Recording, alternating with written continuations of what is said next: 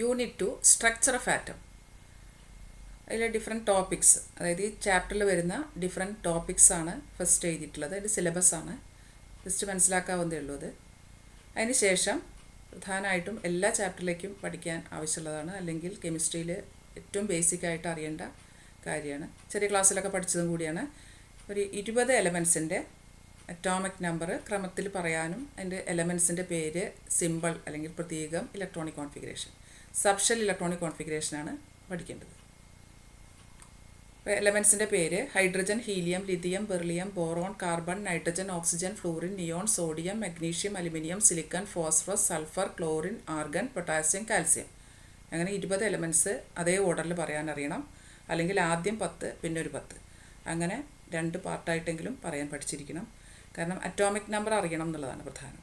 Atomic number അറിഞ്ഞാൽ നമുക്ക് subshell electronic configuration എഴുതാം. സബ്ഷെൽ ഇലക്ട്രോണിക് കോൺഫിഗറേഷൻ്റെ ബേസിലാണ് കുറേ കാര്യങ്ങൾ വരുന്നത് ഒരാറ്റത്തിൻ്റെ. അപ്പോൾ അതൊന്ന് ബേസിക്കായിട്ട് പഠിച്ചു വെക്കേണ്ട ഒരു കാര്യമാണ് കെമിസ്ട്രിയിൽ. അതെല്ലാവരും ആദ്യം തന്നെ പഠിച്ചു വയ്ക്കും. അതിനുശേഷം ഫസ്റ്റ് യൂണിറ്റ് കഴിഞ്ഞിട്ട് നമുക്കറിയാം സെക്കൻഡ് യൂണിറ്റ് ആറ്റത്തിൻ്റെ ഘടന എന്നുള്ളതാണ്. സ്ട്രക്ചർ ഓഫ് ആറ്റം എന്നുള്ളതാണ് ടോപ്പിക്. സ്ട്രക്ചർ ഓഫ് ആറ്റം നമ്മൾ 9th പഠിച്ചതാണ് കുറേ കാര്യങ്ങൾ. അതിൽ ഫസ്റ്റ് യൂണിറ്റ് നമ്മുടെ +1 തന്നെ ഫസ്റ്റ് യൂണിറ്റിൽ ഡാൽട്ടൺസ് അറ്റോമിക് തിയറി പഠിച്ചിരുന്നു. അതിൻ്റെ പോസ്റ്റ്ലേറ്റ്സ് ഒക്കെ പഠിച്ചു കഴിഞ്ഞതാണ്. അപ്പോൾ ഡാൽട്ടൺസ് അറ്റോമിക് തിയറിയിൽ പറഞ്ഞ കാര്യമാണ് എല്ലാ മാറ്ററും ആറ്റങ്ങൾ കൊണ്ടാണ് ഉണ്ടാക്കിയിട്ടുള്ളത്. ആറ്റങ്ങൾ ഇൻഡിവിസിബിളാണ്. കാരണം ആറ്റമാണ് ഏറ്റവും ചെറിയ കണിക. ആറ്റത്തിനെ പിന്നെ ഡിവൈഡ് ചെയ്യാൻ പറ്റില്ല എന്നാണ് ജോൺ ഡാൽട്ടൺ പറഞ്ഞത്, അറ്റോമിക് തിയറിയിൽ പറഞ്ഞത്. പിന്നീട് എന്ത് കണ്ടുപിടിച്ചു? Experimentally prove that atoms are divisible. Atoms divisible ആണ്, ഡിവൈഡ് ചെയ്യാൻ പറ്റും. ആറ്റത്തിൽ പിന്നെയും ചെറിയ പാർട്ടിക്കിൾസ് ഉണ്ട്, ഇലക്ട്രോൺസ്, പ്രോട്ടോൺസ്, ന്യൂട്രോൺസ് ഒക്കെ ഉണ്ട് എന്ന് പിന്നീട് കണ്ടുപിടിച്ചു. അപ്പോൾ നമുക്ക് ഇതിൻ്റെ ഓരോന്നിൻ്റെ ഡിസ്കവറിയാണ് ഇനി പഠിക്കാനുള്ളത്. ഇലക്ട്രോൺസ് എങ്ങനെയാണ് കണ്ടുപിടിച്ചത്, പ്രോട്ടോൺസിൻ്റെ ഡിസ്കവറി, ന്യൂട്രോൺസിൻ്റെ ഡിസ്കവറി, അതുപോലെ ന്യൂക്ലിയസിൻ്റെ ഡിസ്കവറി, ഇതൊക്കെയാണ് ഇനി ഫസ്റ്റ് പാർട്ടിൽ ചർച്ച ചെയ്യുന്നത്. അപ്പോൾ first topic discovery of electron. Electron കണ്ടുപിടിച്ചത് സയൻറ്റിസ്റ്റ് ആരാന്ന് സ്ഥിരമായിട്ട് ചോദിക്കാറുണ്ട്. ജെ തോംസൺ ആണ് ഇലക്ട്രോൺ ഡിസ്കവർ ചെയ്തത്. 1850 ഡിസ്കവറി നടന്നത്. എക്സ്പെരിമെൻറ്റിൻ്റെ പേര് ഡിസ്ചാർജ് ട്യൂബ് എക്സ്പെരിമെൻറ്റ് എന്നുള്ളതാണ്. അപ്പോൾ ഡിസ്ചാർജ് ട്യൂബ് എന്ന് പറഞ്ഞാൽ എന്താണ്? ഡിസ്ചാർജ് ട്യൂബിലാണ് ഇലക്ട്രോൺസ് കണ്ടുപിടിക്കുന്ന എക്സ്പെരിമെൻറ്റ് നടന്നത്. അപ്പോൾ ഡിസ്ചാർജ് ട്യൂബ് എന്ന് പറഞ്ഞാൽ ഇതാണ് വരച്ചിട്ടുള്ളത്. ഒരു ഗ്ലാസ് ട്യൂബാണ്. ഈ ഗ്ലാസ് ട്യൂബിൽ 2 ഇലക്ട്രോഡുകളുണ്ട്, മെറ്റൽ ഇലക്ട്രോഡുകളാണ്. ഇതൊരു മെറ്റൽ ഇലക്ട്രോഡ്, നെഗറ്റീവ് ചാർജാണ് ഇതിന്, അതുകൊണ്ട് കാഥോഡ് എന്ന് പറയും. ഈ അറ്റത്ത് പോസിറ്റീവ് ചാർജുള്ള ഒരു മെറ്റൽ ഇലക്ട്രോഡ് ഉണ്ട്, അത് ആനോഡാണ്. ഇനി കാഥോഡിൻ്റെയും ആനോഡിൻ്റെയും അക്രോസ് ആയിട്ട് ഹൈ വോൾട്ടേജ് സപ്ലൈ ചെയ്യുന്ന ഹൈ വോൾട്ടേജ് സോഴ്സാണിത്. എത്ര വോൾട്ട് കൊടുക്കണം? 10⁴ വോൾട്ട്. വെരി ഹൈ വോൾട്ടേജ് 10⁴ വോൾട്ടാണ് ഈ ഡിസ്ചാർജ് ട്യൂബിൻ്റെ അകത്തുള്ള ഗ്യാസിൽ അപ്ലൈ ചെയ്യുന്നത്. ഇതിനകത്തൊരു ഗ്യാസ് ഉണ്ടാവും. ആ ഗ്യാസിൽ അപ്ലൈ ചെയ്യുന്ന ഹൈ വോൾട്ടേജ് 10⁴ വോൾട്ടാണ്. ഈ ഡിസ്ചാർജ് ട്യൂബിൻ്റെ ഉള്ളിലുള്ള പ്രഷർ വാക്വം പമ്പ് വെച്ച് കുറയ്ക്കും. വളരെ കുറച്ച് ഉള്ള പ്രഷർ ഇതിനകത്ത് പാടുള്ളൂ. എത്രത്തോളം കുറയ്ക്കുന്നുണ്ട്? 10⁻⁻⁴ ATM. ATM എന്ന് പറഞ്ഞാൽ പ്രഷറിൻ്റെ യൂണിറ്റാണ്, അറ്റ്മോസ്ഫിയർ. അപ്പോൾ വെരി ലോ പ്രഷറും വെരി ഹൈ വോൾട്ടേജുമാണ് ഈ ഡിസ്ചാർജ് ട്യൂബിലുള്ള ഗ്യാസിലേക്ക് നമ്മൾ കൊടുക്കുന്നത്. അപ്പോൾ എന്താണ് സംഭവിച്ചതെന്നാണ് പറയുന്നത്. എന്തൊക്കെ സംഭവിച്ചു? കാഥോഡിൽ നിന്ന്, അതായത് നെഗറ്റീവ് ചാർജുള്ള ഇലക്ട്രോഡിൽ നിന്ന് പോസിറ്റീവ് ചാർജുള്ള ഇലക്ട്രോഡിലേക്ക്, അതായത് ആനോഡിലേക്ക് കുറച്ച് രശ്മികൾ ഇങ്ങനെ പ്രവഹിച്ചു വരുന്നതായിട്ട് കണ്ടു. ആ രശ്മികളെ കാഥോഡിൽ നിന്ന് പുറപ്പെടുന്നത് കൊണ്ട് കാഥോഡ് റേസ് എന്ന് പേരിട്ടു. Cathode rays. അപ്പോൾ കാഥോഡ് റേസ് ഉണ്ടായി. പക്ഷെ അത് നമുക്ക് ഇൻവിസിബിൾ ആയിരുന്നു. കാഥോഡ് റേസ് കാണാൻ പറ്റുന്നില്ല, ഇൻവിസിബിൾ ആയിരുന്നു. പക്ഷെ എങ്ങനെയത് അതിൻ്റെ പ്രസൻസ് മനസ്സിലാക്കിയത്? കാഥോഡ് റേ അവിടെ പോകുന്നുണ്ട് എന്ന് മനസ്സിലാക്കിയത് ഈ സർഫസിൽ, ഈ അറ്റത്ത്, അതായത് ആനോഡിൻ്റെ പിന്നിൽ സിങ്ക് സൾഫൈഡ് ZnS എന്നുള്ള മെറ്റീരിയൽ കോട്ട് ചെയ്തിട്ടുണ്ട്. ഇതിവിടെ അതിൻ്റെ ഒരു പേസ്റ്റ് കോട്ട് ചെയ്തിട്ടുണ്ട്. അപ്പോൾ സിങ്ക് സൾഫൈഡിൽ ഈ കാഥോഡ് റേസ് വന്ന് തട്ടുമ്പോൾ ഇങ്ങനെ ബ്രൈറ്റ് സ്പോട്ട്, ഇങ്ങനെ ഷൈനിങ് നേച്ചർ കണ്ടു. അങ്ങനെയാണ് ഈ റേസ് ഇവിടെ നിന്ന് ഇങ്ങോട്ട് വരുന്നുണ്ടെന്ന് മനസ്സിലാക്കിയത്. അല്ലാതെ റേസ് പോകുന്നതെന്ന് കാണാൻ പറ്റുന്നുണ്ടായിരുന്നില്ല. പിന്നെ റേസ് സ്ട്രെയിറ്റ് ലൈനിലാണ് പോകുന്നതെന്ന് മനസ്സിലായി. കാരണം ഈ റേസ് ഇവിടെ വന്ന് തട്ടുമ്പോഴുള്ള ബ്രൈറ്റ് സ്പോട്ട് സ്ട്രെയിറ്റ് ലൈനിൽ വരുന്നതായിട്ട് മനസ്സിലാക്കി തന്നു. പിന്നെ എന്താ സംഭവിച്ചത്? ഈ റേസിൻ്റെ 2 സൈഡിലായിട്ട് നമ്മൾ ഇലക്ട്രിക് ഫീൽഡ് അപ്ലൈ ചെയ്തു. ഇലക്ട്രിക് ഫീൽഡ് അപ്ലൈ ചെയ്തപ്പോൾ പോസിറ്റീവ് നെഗറ്റീവ് ചാർജ് ഉണ്ടാവും ഇലക്ട്രിക് ഫീൽഡിന്. അപ്പോൾ എവിടേക്കാണ്? പോസിറ്റീവ് പ്ലേറ്റിൻ്റെ അടുത്തേക്കാണ് ഈ സ്ട്രെയിറ്റ് ലൈന് പോകുന്ന റേസ് പോസിറ്റീവ് പ്ലേറ്റിൻ്റെ അകത്തേക്ക് വ്യതിചലിച്ചു, ഡീവിയേറ്റ് ചെയ്തു പോയി. അത് കാണിക്കുന്നത് ഈ റേസിലെ നെഗറ്റീവ് പാർട്ടിക്കിൾസ് ആണുള്ളത് അല്ലേ. നെഗറ്റീവ് ആകുമ്പോഴാണ് പോസിറ്റീവിലേക്ക് അട്രാക്റ്റ് ചെയ്യപ്പെടുക. അതുപോലെ മാഗ്നറ്റിക് ഫീൽഡ് കൊടുത്തപ്പോൾ നോർത്ത് പോളിലേക്കാണ് അട്രാക്റ്റ് ചെയ്യപ്പെട്ടത്. കാരണം നോർത്ത് പോൾ എന്ന് പറഞ്ഞാൽ പോസിറ്റീവ് ചാർജിന് ഏകദേശം സമാനമാണ്. അപ്പോൾ ഇതിൽ നിന്നൊക്കെ മനസ്സിലായി ഈ കാഥോഡ് റേസ് നെഗറ്റീവ് ചാർജുള്ള കണികകളാണെന്ന്. അടുത്തത് എന്ത് ചെയ്തു നോക്കി, ഈ കാഥോഡ് റേ അല്ലെങ്കിൽ ഡിസ്ചാർജ് ട്യൂബിലുള്ള കാഥോഡ് റേ ട്യൂബ് എന്നും പിന്നെ പറയാറുണ്ട്. ഡിസ്ചാർജ് ട്യൂബിനകത്തുള്ള ഗ്യാസ് മാറ്റി നോക്കി. ആദ്യം ഹൈഡ്രജൻ എടുത്തു, പിന്നെ ഓക്സിജൻ എടുത്തു, പിന്നെ നൈട്രജൻ എടുത്തു. പല പല ഗ്യാസ് മാറ്റി എടുത്തു നോക്കി. അതുപോലെ ഇലക്ട്രോഡിൻ്റെ ഒരു മെറ്റലാണല്ലോ ഇത്, ഇലക്ട്രോഡൊക്കെ മാറ്റി വെച്ച് നോക്കി, വേറെ മെറ്റലാക്കി നോക്കി. അപ്പോഴൊക്കെ എന്ത് സംഭവിക്കുന്നുണ്ട്, സെയിം പാർട്ടിക്കിൾ, ഒരേ പാർട്ടിക്കിളാണ് ഈ കാഥോഡിൽ നിന്ന് ആനോഡിലേക്ക് പ്രവഹിക്കുന്നതായിട്ട് മനസ്സിലായത്. എങ്ങനെ ഒരേ ഐഡൻറ്റിക്കലാണെന്ന് മനസ്സിലായത് എങ്ങനെയാണ്, അവയുടെ ചാർജ്, അവയുടെ മാസ്, പിന്നെ ചാർജ് ബൈ മാസ് ഇതെല്ലാം സെയിം ആയിരുന്നു. എന്തൊക്കെ മാറ്റി നോക്കി, ഗ്യാസ് മാറ്റി നോക്കി, ഇലക്ട്രോഡ് മാറ്റി നോക്കി. അപ്പോഴൊന്നും ഈ പാർട്ടിക്കിളിൻ്റെ ക്യാരക്ടറിസ്റ്റിക്സ്, അതായത് സ്വഭാവത്തിൽ മാറ്റം വന്നില്ല. എന്തൊക്കെയാണ് ആ സ്വഭാവം എന്ന് ഉദ്ദേശിക്കുന്നത് ഇവിടെ, charge, mass, charge by mass, E/M ratio, ഇതിലൊന്നും മാറ്റം വന്നില്ല. ഇതൊക്കെയാണ് ജെ തോംസൻ്റെ ഡിസ്ചാർജ് ട്യൂബ് എക്സ്പെരിമെൻറ്റ് അല്ലെങ്കിൽ ഡിസ്കവറി ഓഫ് ഇലക്ട്രോൺസിലേക്ക് നയിച്ച എക്സ്പെരിമെൻറ്റിൻ്റെ ഒബ്സർവേഷൻ. അപ്പോൾ അതിൽ നിന്ന് കാഥോഡ് റേസിൻ്റെ പ്രോപ്പർട്ടീസ് കൺക്ലൂഷൻ വന്നു. അത് വെരി ഇമ്പോർട്ടൻറ്റ് ടോപ്പിക്കാണ്. What are the properties of cathode rays എന്നാണ് ചോദിക്കുക. 5 പോയിൻ്റാണ്. അതിൽ first point, move from cathode to anode അല്ലെ, കാഥോഡിൽ നിന്ന് ആനോഡിലേക്കാണ് പ്രവഹിക്കുന്നത്. ഇൻവിസിബിൾ ആണ്, ഇൻവിസിബിൾ ആയിരുന്നു, കാണാൻ പറ്റുന്നുണ്ടായില്ല. പക്ഷെ എപ്പോഴാണ് നമ്മൾ മനസ്സിലാക്കിയത്, സിങ്ക് സൾഫൈഡ് സ്ക്രീനിൽ വന്ന് തട്ടിയപ്പോൾ. അപ്പോൾ they are invisible. They move in straight line, നേർരേഖയിലാണ് ചലിച്ചുകൊണ്ടിരുന്നത്. ഇലക്ട്രിക് ഫീൽഡ് മാഗ്നറ്റിക് ഫീൽഡും ഇല്ലെങ്കിൽ നേർരേഖയിൽ. ഇലക്ട്രിക് ഫീൽഡ് അപ്ലൈ ചെയ്താൽ പോസിറ്റീവ് പ്ലേറ്റിൻ്റെ അടുത്തേക്ക് പോകും. അതുപോലെ മാഗ്നറ്റിക് ഫീൽഡ് അപ്ലൈ ചെയ്താൽ നോർത്ത് പോളിലേക്ക് അത് വ്യതിചലിക്കും. അപ്പോൾ in the absence of field they move in straight lines. They have negative charge മനസ്സിലായത് പോസിറ്റീവ് പ്ലേറ്റിൻ്റെ അടുത്തേക്ക് ഡീവിയേറ്റ് ചെയ്തുകൊണ്ട്.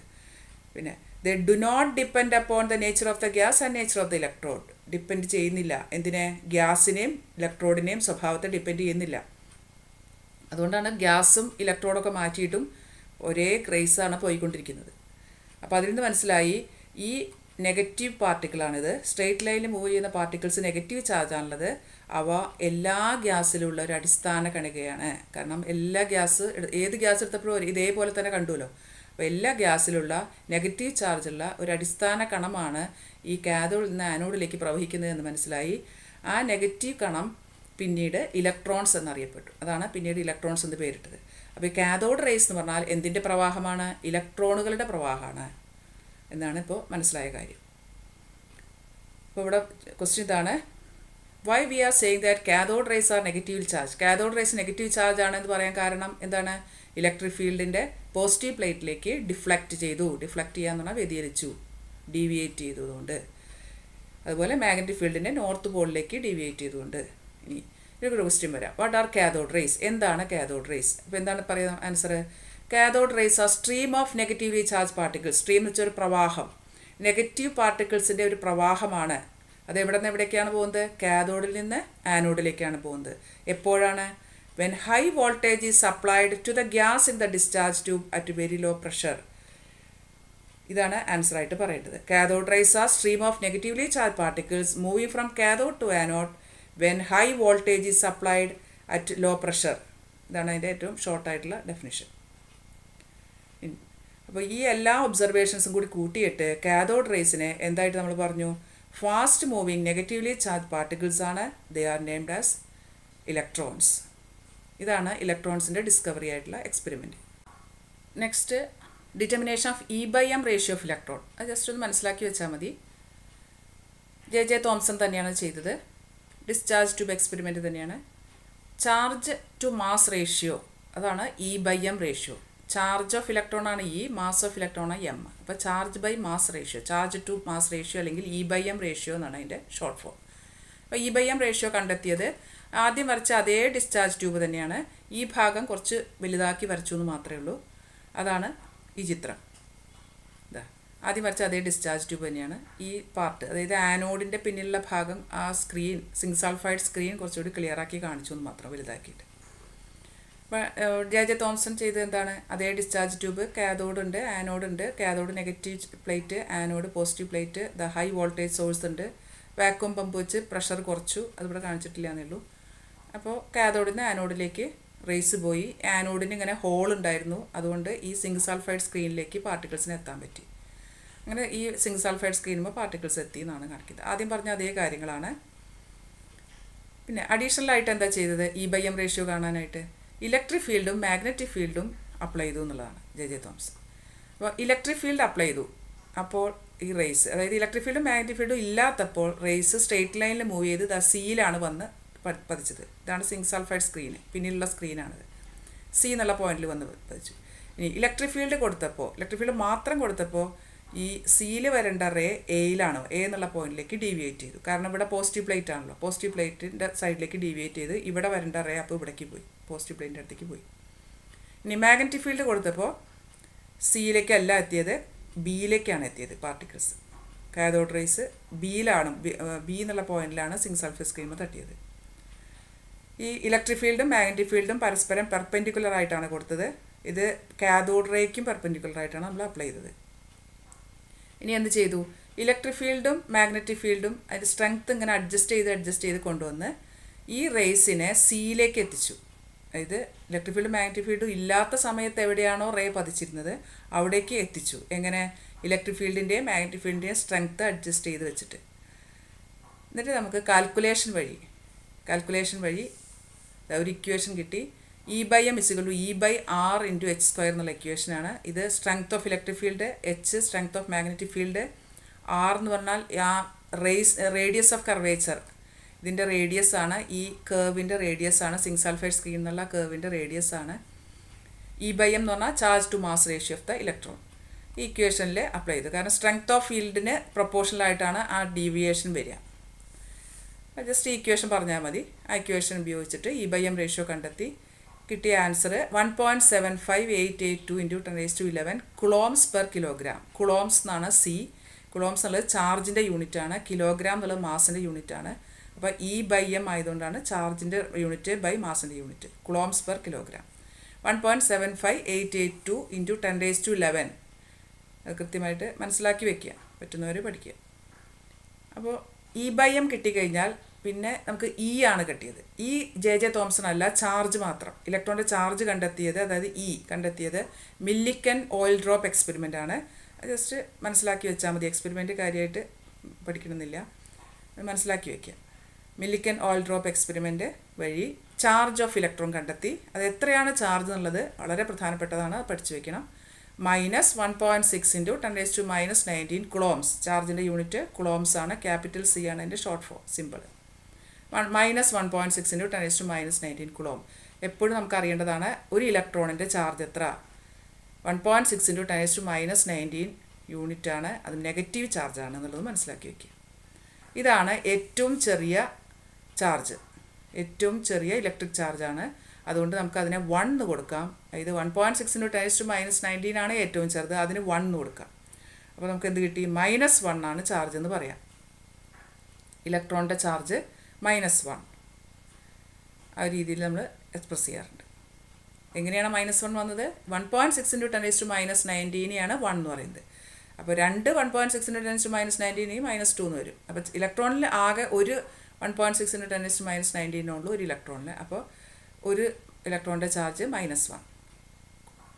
ഇനി അപ്പോൾ ചാർജ് ടു E/M കിട്ടി, ഇയും കിട്ടി, 2 എക്സ്പെരിമെൻറ്റ് വഴി. അപ്പോൾ നമുക്കിനി മാസ് കാൽക്കുലേഷൻ മതി. അതിന് എക്സ്പെരിമെൻ്റ് ആവശ്യമില്ല മാസ് കാണാൻ. എങ്ങനെ കാണാം? ഇനെ E/M ഉത്തരം കൊണ്ട് ഡിവൈഡ് ചെയ്യുക. ഈ മില്ലിക്കൻ ഓയിൽ ഡ്രോപ്പ് എക്സ്പെരിമെൻറ്റിൽ നിന്ന് കിട്ടി, E/M ജെ ജെ തോംസൻ്റെ എക്സ്പെരിമെൻറ്റിൽ നിന്ന് കിട്ടിയിട്ടുണ്ട്. ആ 2 വാല്യൂ നമുക്കിപ്പോൾ അറിയാം. അത് നമ്മൾ ഡിവൈഡ് ചെയ്താൽ നമുക്ക് കിട്ടുന്നത് M ആയിരിക്കും. അതാണ് മാസ് ഓഫ് ഇലക്ട്രോൺ. ആ വാല്യൂ കറക്റ്റായിട്ട് എപ്പോഴും ആവശ്യമുള്ളൊരു നമ്പറാണ്. കാൽക്കുലേഷനിലായാലും ഈ ചാപ്റ്ററിൽ പല പ്രോബ്ലംസ് ചെയ്യാനൊക്കെ ആവശ്യമുള്ളതാണ്. 9.1 × 10⁻31 കിലോഗ്രാം. ഈ മൈനസ് സൈൻ പ്രത്യേകം ശ്രദ്ധിച്ച് വയ്ക്കുക. ഇലക്ട്രോണിൻ്റെ മാസ് വളരെ കുറവാണ്, നെഗ്ലിജിബിളാണ്, അവഗണിക്കാവുന്നതാണ്. നെഗ്ലിജിബിൾ എന്ന് പറഞ്ഞാൽ വളരെ ചെറുതാകുമ്പോഴാണ് നമുക്ക് വേണമെങ്കിൽ ഒഴിവാക്കാൻ പറ്റുന്നത്ര മാസേ ഉള്ളൂ, ചാർജല്ല മാസേ ഉള്ളൂ എന്നുള്ളതാണ് നെഗ്ലിജിബിൾ എന്നുള്ള വാക്കിൻ്റെ അർത്ഥം. അത്രത്തോളം ചെറുതാണ്. അതുകൊണ്ടാണ് നമ്മൾ അറ്റോമിക് മാസിൽ ഇലക്ട്രോണിനെ എടുക്കാത്തത് അല്ലേ. പ്രോട്ടോണിൻ്റെയും ന്യൂട്രോണിൻ്റെയും മാസ് കൂട്ടിയതാണ് അറ്റോമിക് മാസ്, അല്ലെങ്കിൽ മാസ് നമ്പർ ആയിട്ട് പറയാം. ഇലക്ട്രോണിനെ കൂട്ടാറില്ല മാസ് നമ്പർ പറയുന്നതിൽ. കാരണം മാസിലേക്ക് ഇലക്ട്രോണിനെ കൂട്ടാത്തത് എന്തുകൊണ്ടാണ്?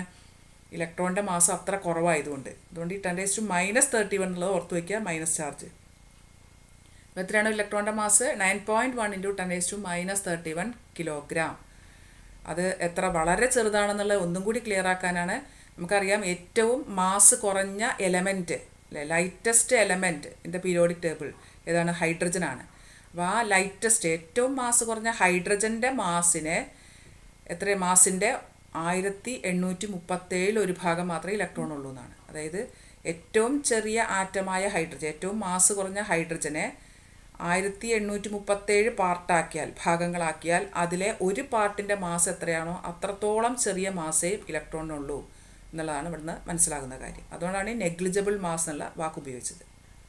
നമുക്ക് കൺക്ലൂഷൻ പറയാം. Electrons are the fundamental particle of an atom carrying 1 unit negative charge and have negligible mass.